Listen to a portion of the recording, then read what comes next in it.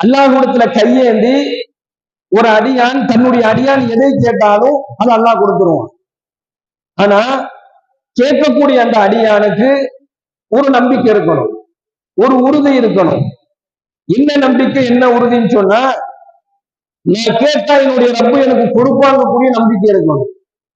ஒண்ணு, கேட்டது கொடுக்கலன்னு சொன்னாலும் அதுக்கு பகரமா அல்லாஹ் ஏதாவது ஒண்ணு தந்துருவான் நமக்கு, அதுல உறுதி இருக்கணும். இந்த ரெண்டு இருந்துச்சுன்னா தான் அந்த துவா அல்லாஹ்விடத்துல அங்கீகரிக்கப்படும். இந்த ரெண்டுமே ஒரு அடியானுக்கு வர வேண்டும் என்று சொன்னால் தன்னுடைய ஈமான்ல உறுதியாக இருக்க வேண்டும் என்பதாக நபிகள் நாயகம் ஸல்லல்லாஹு அலைஹி வஸல்லம் அவர்கள் சொல்லி காண்பிக்கின்றார்கள். அந்த இறை நம்பிக்கையாளருடைய அடையாளங்கள் எப்படி இருக்கும்னா, அல்லாஹ்வை கொண்டு அவர்கள் ஈமான் கொண்டிருப்பாங்க. அது மட்டும் அல்லாமல் அவருடைய செயல்களும் அவர்களுடைய பேச்சுக்களும் அவர்களுடைய சம்பார்த்தனைகளும்